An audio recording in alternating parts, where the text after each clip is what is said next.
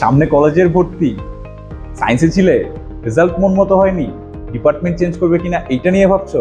Well, এই প্রবলেমটা SSC pass করা প্রতিটি শিক্ষার্থী এখন ফেস করছে।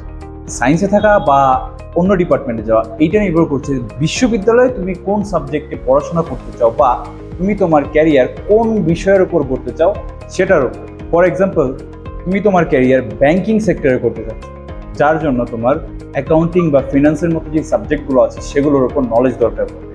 সেক্ষেত্রে কিন্তু তুমি তোমার বায়োলজিক্যাল নলেজ বা ফিজিক্সের যে নলেজগুলো আছে সেগুলো তুমি অ্যাপ্লাই করতে পারছো।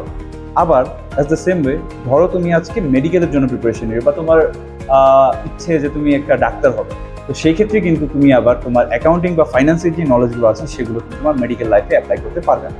অন্য ডিপার্টমেন্টে পড়াশোনার চাপ কম, এইটা ভেবে তোমরা যারা ডিপার্টমেন্ট চেঞ্জ করতে চাচ্ছ তাদেরকে বলে রাখি, প্রত্যেকটা ডিপার্টমেন্টে পড়াশোনার চাপটা সমান হয়ে থাকে। এই ক্ষেত্রে কোনো ডিপার্টমেন্টে কম বা কোনো ডিপার্টমেন্টে বেশি এরকম কোনো ম্যাটার থাকে না। প্রতিটা ডিপার্টমেন্টেই পড়াশোনার চাপটা ওদের ডিপার্টমেন্ট ওয়াইজ একদম সেম থাকে। কাজেই অন্য ডিপার্টমেন্টে গেলে পড়াশোনার চাপ কমবে এইটা ভেবে ডিপার্টমেন্ট চেঞ্জ করার সিদ্ধান্ত তোমরা কেউ নিও না। এখন হয়তো তোমাকে অনেকে বলবে, কলেজে যা, কলেজের লাইফে শুধু চিল আর চিল।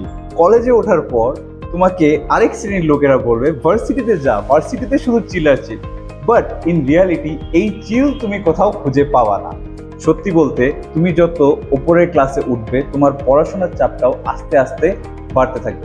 তোমার প্লাস পয়েন্ট এইটা যে সময়ের সাথে আস্তে আস্তে তোমার প্রেশার নেওয়ার অ্যাবিলিটিটাও অনেকটা বেড়ে যাবে। কাজেই 10 জনের কথা না শুনে নিজের ডিজায়ার্ড ফিউচার অনুযায়ী তুমি তোমার ডিপার্টমেন্টে স্টে করবে নাকি শিফট করবে, এই ডিসিশনটা নাও। দেখা হবে নেক্সট ভিডিওতে।